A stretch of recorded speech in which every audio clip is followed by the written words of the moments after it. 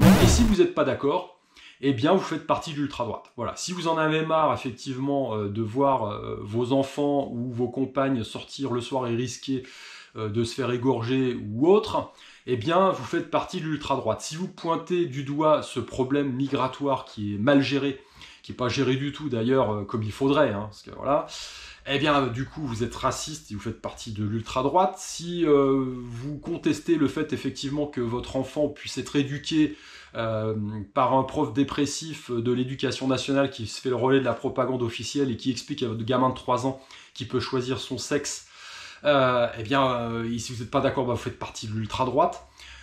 Si vous n'êtes pas d'accord, effectivement, pour rester enfermé chez vous sous un faux prétexte et puis de vous faire injecter de force une saloperie de produits dont on connaît absolument rien, ni les effets à plus ou moins long terme, eh bien vous faites partie de l'ultra-droite. Si vous êtes contre l'inflation, parce que évidemment c'est un impôt déguisé qui vous a été imposé pour pouvoir, encore une fois, eh bien, organiser une grande collecte, eh bien, vous faites partie de l'ultra-droite. Donc, il y a un moment, si vous voulez, il y a une réaction. Je pense que tout le monde a remarqué que dernièrement, on avait une actualité plutôt chargée. Alors, il faut dire que, effectivement, depuis au moins 2020, on saute de crise en crise et que ça n'en finit pas. Il y en a une qui semble s'éclipser à l'horizon pendant qu'une autre se réinstalle. Bref.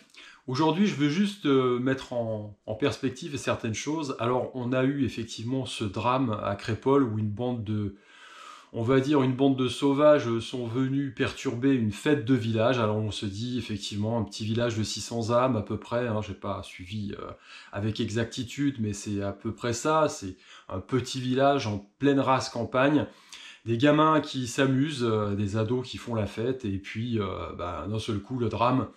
Une bande d'énervés d'une cité avoisinante qui débarque et qui a manifestement plus envie de tuer que d'en découdre à l'ancienne, comme ça pouvait être le cas il y a encore une vingtaine d'années, 20 ou 30 ans, où effectivement il n'était pas trop rare non plus de voir dans les campagnes des bandes qui s'affrontent.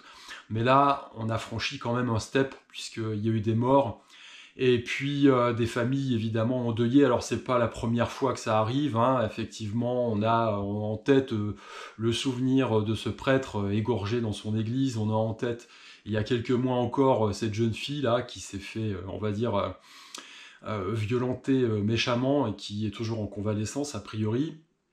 Bref, des réjouissances qui vont toujours dans le sens de l'horreur et qui ne semblent pas se tasser, mais c'est un peu normal quelque part puisque on a des tendances lourdes qui sont inscrites dans cette fin de cycle et malheureusement, eh bien, ça ira au bout. Alors, on a vu également un drame qui s'est déroulé à Dublin et puis en réaction, on a vu effectivement des gens, des Irlandais, qui ont manifesté leur mécontentement, et puis ça s'est pour une fois transcrit par la violence dans la rue, avec des voitures de flics brûlées, avec des gens qui sont fait poursuivre, etc. etc. Alors on a évidemment, c'était attendu ce type de réaction, forcément ça viendra un peu partout. Alors, moi, ce que j'ai envie de dire par rapport à tout ça, c'est que je vous invite vraiment à relire, ou si vous ne l'avez pas fait encore, à le lire, Apocalypse 2030, parce que vous allez comprendre beaucoup de choses. Dans mon dernier ouvrage, effectivement, je fais un gros travail de recherche sur le fonctionnement de la monnaie et de la finance, parce que le cœur du problème se situe là. Une fois que vous avez compris que, eh bien, les pouvoirs en place, on va dire, sans forcément nommer des gens, mais on va dire on parle d'une élite financière, ont besoin d'une crise, une bonne grosse crise, pour pouvoir faire une sorte de reset au niveau de la monnaie et du système économico-financier, eh bien vous allez tout comprendre. Alors évidemment, il y a différentes couches d'explications là-dedans, et il y a aussi peut-être une couche également, j'allais dire messianique, mais au moins une visée philosophique, puisque arriver à un tel niveau de contrôle et de pouvoir, eh bien, vous êtes peut-être mu par autre chose, vous avez envie de redesigner un petit peu le monde, et je pense qu'effectivement, on a affaire à ce type de personnalité, des gens qui ont tellement de pouvoir financier, eh bien, qu'ils ont des lubies. Voilà, ils s'imaginent, ils se prennent pour Dieu, tout simplement, on l'a bien vu ces dernières années, depuis 2020, Et donc, pour arriver à leur fin, bien évidemment, on a toujours cette bonne vieille technique de la manipulation.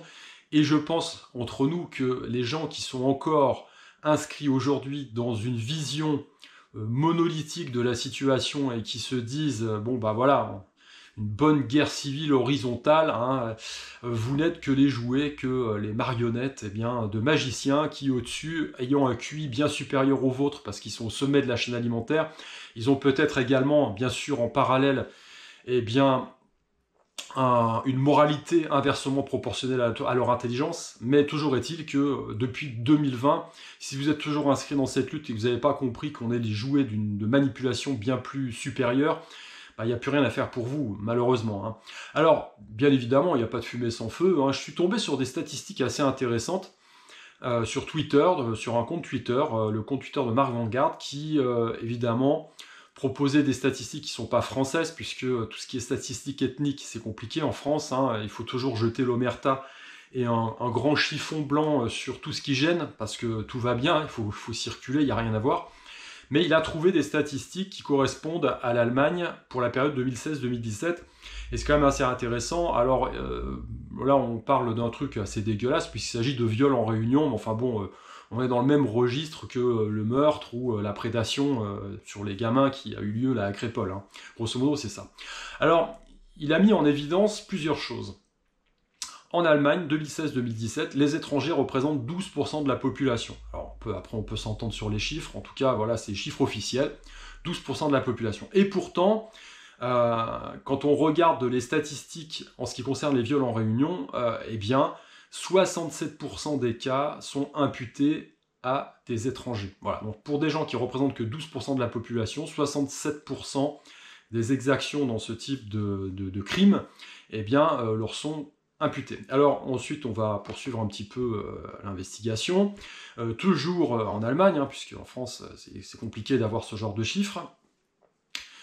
Les statistiques montrent que les Afghans et les Africains représentent 34% des mis en cause pour viol en réunion, toujours, alors qu'ils ne représentent que 1% de la population. Donc c'est énorme, 1% de la population globale sont responsables des 34% de mise en cause en ce qui concerne les viols en réunion.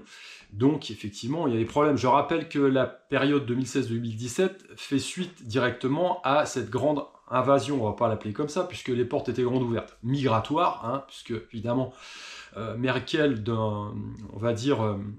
sans concerter personne, hein, comme pour les événements de 2020, puisque de toute façon on est dans un machin qui devient de plus en plus totalitariste, donc personne ne vote pour ça, on vous l'impose, donc c'est comme ça. Voilà, on a une équipe de technocrates qui évidemment, eux, ne subissent pas les problèmes qu'ils créent, qui contribuent à créer, et qui vous imposent des solutions qui n'arrangent qu'eux. Hein, donc c'est grosso modo ça. Alors quand on regarde encore les statistiques, je les ai sous les yeux, je vais vous mettre les tableaux, c'est assez intéressant. Alors, en Allemagne, donc les Afghans et les Africains sont proportionnellement 40 fois à 70 fois plus impliqués dans les viols en réunion que les Allemands. Une paille. Alors ça concerne évidemment le cas allemand, mais je pense que on pourrait extrapoler à peut-être la Belgique, la France, etc. Voilà. Alors il ne s'agit pas ici de faire de généralité, mais il faut quand même reconnaître qu'on a un putain de problème, et que c'est pas un problème qui est récent, et que plutôt que de surréagir, et moi c'est ce que j'essaye dans mon travail d'éveil, entre guillemets, plutôt que de surréagir comme les gens de Dublin qui sont évidemment partis dans la rue pour faire des ratonnades, il y a un moment donné, il faut juste se poser la question, est-ce qu'il ne faudrait pas mieux aller toquer à la porte des politiques et des différents hommes politiques et des différents groupuscules, parce qu'on a effectivement les ONG qui sont financés toujours par les mêmes, qui organisent ce bordel depuis des dizaines d'années. C'est ça la question qui est intéressante, parce que quand on fait le parallèle avec la santé et l'hôpital, par exemple, on a le même cas. Hein, on va vous dire, on fait tout ce qu'on peut pour gérer le problème de santé en France, donc on vous invite à vous picouser, à suivre les lockdowns et toutes les conneries, prendre votre café assis, pas debout, enfin des trucs comme ça. Mais en attendant, on continue en pleine période épidémique de fermer des lits et des chambres d'hôpital et des hôpitaux. Donc on a toujours le deux poids deux mesures. Donc là on va s'agiter, on va dire oui, il y a un problème avec l'immigration, machin, pourquoi ? Parce qu'elle est incontrôlée, et puis qu'il n'y a pas de possibilité dans un environnement dégradé économiquement d'intégrer les nouveaux arrivants, qui par ailleurs n'ont pas la même culture que les Européens de souche. Donc ça crée forcément des problèmes. Et donc, en parallèle de ça, eh bien, on ouvre les vannes à fond, à fond, à fond. Donc en fait, quelque part, le problème, il est créé de toutes pièces et il est entretenu et amplifié. Alors la question qui est intéressante d'être posée, c'est pourquoi ? Pourquoi alors le double langage, on sait très bien, hein, on a affaire à des politiciens qui sont financés par des gens qui ont un plan et un agenda qui n'est pas du tout celui du peuple. Donc vous avez l'impression, en votant pour des gens qui changent avec une alternance de façade, eh bien d'avoir un poids démocratique, mais vous avez peanuts ou Walou, vous n'avez rien du tout parce que l'agenda il se déroule en fait, et que depuis des dizaines d'années, eh bien on voit ces tendances lourdes s'installer, se développer, et elles nous emmènent toutes au même endroit, c'est-à-dire dans le mur. Pour quelle raison? Parce qu'on a besoin d'un grand reset. Voilà. On a des pays qui sont endettés, mais alors jusqu'au cou. On a des taux d'intérêt qui, s'ils augmentent plus, eh bien évidemment, ils vont continuer à plomber les États qui doivent rembourser. On a un gros problème énergétique, notamment en Europe. Hein, je ne vous fais pas le dessin. On a bien vu que ces dernières années, hein, je rappelle Nord Stream, le truc qui a sauté comme ça, voilà, on se coupe, soi-disant, enfin de façade, hein, du gaz et du pétrole russe, parce que bon, par l'arrière, ça revient quand même. Donc vous avez toujours un énorme écran de fumée. Et en attendant, j'entends toujours le même discours, ces politiques qui sont inefficaces, qui sont incompétents. Alors je suis désolé, mais ça, ce discours-là, je ne peux plus l'entendre, c'est plus possible. Ces gens-là ne sont pas incompétents, ils ont juste un agenda qui ne correspond pas au vôtre, au nôtre, au mien, enfin à tous les gens qui veulent, à un moment donné, et qui aspirent à vivre en liberté, dans une certaine liberté, et puis vivre avec, on va dire, les gens les uns à côté des autres. Hein. Je veux dire, on sait très bien que les sociétés multiculturelles, alors c'est toujours une question de volume, c'est évident, et de qualité de gens. Ça ne peut pas fonctionner. Voilà. Je veux dire, quand on a un flux migratoire comme ça qui est incontrôlé avec des gens que l'on n'arrive pas à intégrer. Pourquoi on n'arrive pas à les intégrer? Parce que c'est mal fait, c'est mal foutu, et en plus, il faut quand même dire ce qui est, faire son examen de conscience. On n'attire plus, notre modèle n'attire plus. Hein. Je ne pense pas qu'un Africain de base soit attiré par le wokisme, le LGBTisme et ces conneries. Déjà, moi qui suis d'une autre génération, j'en peux plus de tout ça. Donc, du coup, qu'est-ce qui se passe? Eh bien, vous avez effectivement le média vert avec ces journalistes qui vont vous présenter la situation, vous disant, l'ultra-droite a encore frappé, etc., etc. Alors qu'en fait, on a une réaction qui est tout à fait normale. Dans l'histoire, toutes ces sociétés multiculturelles n'ont jamais fonctionné, ou alors il faut un État fort, avec une identité forte qui subsiste, mais tout a été fait depuis des dizaines d'années pour saper cette identité.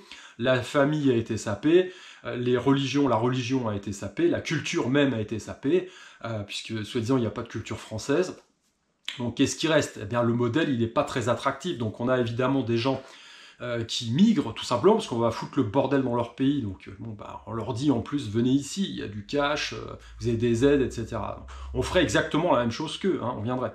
Le problème c'est que la situation économique étant tendue, et d'autant plus pour ces gens-là, et culturellement il y a évidemment une dissension qui de fait, c'est pas la même culture, donc quand il y a une masse qui s'opposent, ça ne peut que créer des étincelles. Donc aujourd'hui, on a effectivement une situation qui ressemble à une cocotte minute, et malgré tout, malgré les effets d'annonce, eh bien, tout ça, on continue à l'entretenir. Hein, voilà.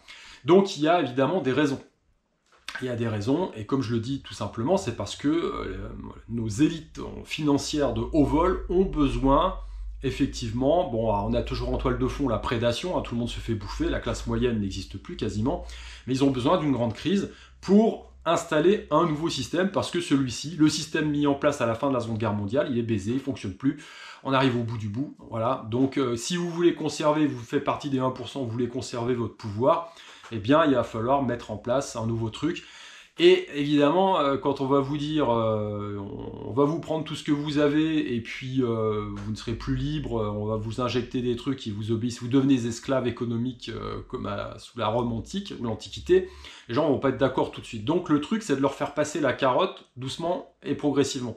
Et là, vous avez évidemment le relais médiatique derrière, qui va permettre de faire tout ça plus ou moins tranquillement. Et si vous n'êtes pas d'accord, eh bien vous faites partie de l'ultra-droite. Voilà. Si vous en avez marre effectivement de voir vos enfants ou vos compagnes sortir le soir et risquer de se faire égorger ou autre, eh bien vous faites partie de l'ultra-droite. Si vous pointez du doigt ce problème migratoire qui est mal géré, qui n'est pas géré du tout d'ailleurs comme il faudrait, hein, parce que voilà, eh bien du coup vous êtes raciste et vous faites partie de l'ultra-droite. Si vous contestez le fait effectivement que votre enfant puisse être éduqué par un prof dépressif de l'éducation nationale qui se fait le relais de la propagande officielle et qui explique à votre gamin de 3 ans qu'il peut choisir son sexe, eh bien si vous n'êtes pas d'accord, bah, vous faites partie de l'ultra-droite.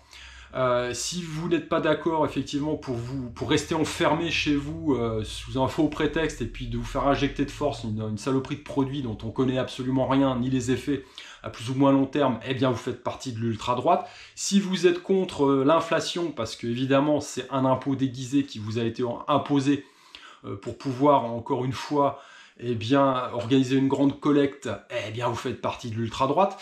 Donc, il y a un moment, si vous voulez, il y a une réaction. Elle est compréhensible. Est-ce qu'elle est justifiable? Peut-être pas, mais elle est compréhensible. Et donc, bah, on y va tout droit, tout simplement. Et ce qui est regrettable, eh bien, c'est qu'il y a encore une masse assez importante de la population qui se laisse manipuler et qui s'inscrivent une nouvelle fois dans une saloperie de lutte horizontale dans laquelle on se fera tous avoir, évidemment, puisque les marrons du feu sont toujours tirés eh bien, par ceux qui ont orchestré tout ça. Voilà. Alors, que fait-on dans ces cas-là? Eh bien, la première des choses, c'est de prendre conscience, effectivement, de tout ça, et puis de s'organiser derrière. Pour ça, il faut être formé. Alors, petit moment de pub au sein de la vidéo, j'ai vu que Piero San Giorgio proposait 50% sur les formations. Il propose des formations en ligne auxquelles j'ai participé. Hein. J'ai fait quelques modules qui sont, à mon sens, plus que nécessaires pour la majorité d'entre nous. Hein. La gestion du stress, développer un physique solide, et puis un esprit combatif, capable de faire sécession, capable de dire ce mot magique de 3 lettres, non, que la plupart sont incapables de prononcer. Donc, ouais, effectivement, il faut être formé, il faut s'entraîner, il faut se préparer, et il faut se préparer en avance. Pourquoi? Parce qu'on est effectivement dans un changement de macro-cycle. En tout cas, c'est ce que je ressens, et c'est ce que la majorité des datas au niveau économique, social et financier, et si vous écoutez mes vidéos, eh bien, vous êtes un peu dans la même ligne. Eh bien, tous ces datas pointent vers la même chose. L'horizon, quel est-il? À mon sens, une dizaine d'années. Mais en tout cas, il est nécessaire aujourd'hui de, plus que même d'avant, que de se préparer physiquement, spirituellement et mentalement, parce que ça devient très compliqué, ça devient urgentissime, j'ai envie de dire, et que tout ça commence par soi. Voilà, c'est-à-dire qu'avant de vouloir acheter un tas de trucs pour pouvoir se donner l'illusion que vous faites quelque chose, avant de vouloir placer les 3 sous que certains ne possèdent même pas d'avance puisque tout le monde se fait piller, la première des choses, eh bien, c'est de se former, d'avoir une formation sur le monde, le fonctionnement du monde. Hein, ça passe par effectivement la finance, comprendre tous ces trucs-là. Juste un aparté. Hein, pour comprendre comment fonctionne le monde, il faut comprendre où va le pognon. Je regardais un tweet la dernière fois de Anis Lasnev, qui est un ancien trader, et qui expliquait qu'en 2001, juste avant les fameux événements aux US, lui il travaillait au desk à la Société Générale, ils ont vu des mouvements de fonds inhabituels et des volumes anormaux sur les options à New York pour jouer la baisse, entre guillemets, et voir l'effondrement des compagnies aériennes et des compagnies d'assurance. Juste avant le bordel de 2001. D'accord? Donc ça veut dire quand même qu'il y a des gens qui, c'est pas de l'instinct, c'est du délit d'initié, j'ai envie de vous dire. Voilà. Donc quand on observe où va le pognon et qui donne les directives, eh bien on comprend mieux ce qui va se passer, ce qui va se produire. De même, lorsque vous avez de l'argent qui quitte une zone économique, fortement, en volume, bah, il y a peut-être de fortes chances qu'il y ait une guerre potentiellement ou un gros bug qui se développe sur ce pays. Voilà, donc le cœur du problème, il est là. Ça sert à rien de chercher autre chose, de s'exciter sur votre voisin musulman parce qu'il est différent de vous. De toute façon, lui fera exactement la même chose et vous vous entretuerez dans une lutte horizontale stérile dans laquelle vous vous ferez avoir tous les deux. Donc il faut comprendre ces mouvements, il faut prendre du recul, il faut prendre du champ et il faut vous former. Donc c'est la première des choses. Former au fonctionnement de l'environnement, le monde dans lequel on est. Et ensuite, travailler sur vous, parce qu'on a tous, effectivement, des biais psychologiques, il faut se comprendre, il faut lutter contre ses propres biais, il faut lutter contre la peur, utiliser ses émotions, mais ne pas se laisser, dominer par elles. Et puis, vous devez être d'équerre physiquement, bordel. Ça me paraît être le minimum. Avoir un physique solide. Alors, si en plus, vous pouvez apprendre à vous défendre aussi. Je rappelle que il y en a qui me diront, oui, savoir donner un coup de pied ou un coup de poing, par rapport à une arme, c'est rien. Non, je suis désolé. L'arme est le prolongement du corps. Et qu'est-ce qui commande le corps? C'est l'esprit, c'est l'état d'esprit. Si vous n'avez pas le mental, vous n'avez rien du tout. Vous avez beau avoir un gun, ça sert à rien du tout. Voilà, donc ça commence par ça. Et ça demande du travail plutôt que de l'investissement financier. Alors l'investissement financier, il est minime au départ. Vous achetez un livre, vous achetez une formation, mais après ça demande du travail. Il faut être assidu, il faut bosser tous les jours. D'ailleurs, vous avez plein de matériel gratuit. Depuis quelques temps, je place sur ma chaîne YouTube des shorts, des petites vidéos shorts où je donne des idées d'entraînement. Vous pouvez pratiquer un travail cardiovasculaire et musculaire sur 2 mètres carrés. Vous n'avez pas besoin de matériel et c'est déjà un début. Donc il y a plein de possibilités de se former. Encore faut-il prendre conscience de l'urgence et se sortir les doigts du huc pour pouvoir s'y mettre. Voilà. Effectivement, on est dans une situation problématique parce que les tendances lourdes, eh bien, s'alourdissent de plus en plus. Les échéances, on ne les connaît pas. On doit mettre en place un certain nombre de scénarios parce que pendant ce temps-là, je veux dire, si vous vous préparez un scénario à la Mad Max et que vous ne vivez pas, c'est pas l'idée. Donc vous devez mettre l'accent sur des éléments qui constituent différents plans. Donc dans le cas d'un plan A, d'un plan B et d'un plan C, quand vous travaillez votre prise d'information, vous comprenez comment fonctionne le monde de façon, élargie, que vous travaillez sur vous, vous avez un gros travail pour comprendre comment vous fonctionnez avec vos biais psychologiques, etc. Vous travaillez sur votre physique et que vous avez un positionnement spirituel affirmé, vous aurez plus de chances effectivement de résister au déferlement totalitaire qui se met en place. Je rappelle dernièrement quand même que le droit de veto pour les pays européens a été enlevé. Voilà, donc on se dirige doucement dans l'hiver, là, on s'enfonce un peu plus dans le côté totalitaire. Vous avez une loi qui est en train d'être votée, ou du moins examinée au Sénat en France, une loi anti-Thierry Casanova. Pour ceux qui connaissent Thierry Casanova, c'est quelqu'un qui fait la promotion des jus de légumes et puis de la naturopathie depuis 10 ans, mais visiblement ça dérange. Évidemment, parce que il y aura moins de fric si la plupart des gens suivent ces courants-là, il y aura moins de fric pour les copains qui ont des labos pharmaceutiques. Voilà. Et donc là, l'idée, c'est de mettre en place et de légiférer, encore une fois, pour empêcher les gens de réfléchir et surtout de pouvoir manifester verbalement et de dire les choses. Parce que je rappelle quand même que, selon cette loi, si vous invitez quelqu'un, imaginez une fausse pandémie qui arrive et vous dites non, moi le vaccin je le prends pas parce que c'est de la merde, tu devrais pas le prendre, eh bien vous êtes passible d'une amende de 15 000 € et puis peut-être d'1 an de prison. Voilà, juste ça.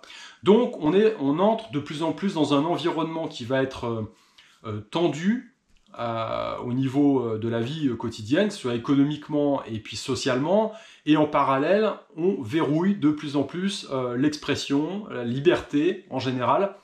Donc c'est compliqué, ça va être très compliqué. Donc vous devez travailler sur le noyau de base, un physique solide, un mental approprié, et les deux travaillent en synergie.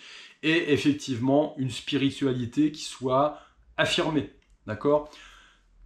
Voilà, c'est tout ce que je peux vous dire. Je vous rappelle les promos sur le site de Piero San Giorgio, les formations à 50%, je trouve que... faites un cadeau de Noël utile, tiens, voilà, par exemple. Allez, je vous dis à plus, ciao.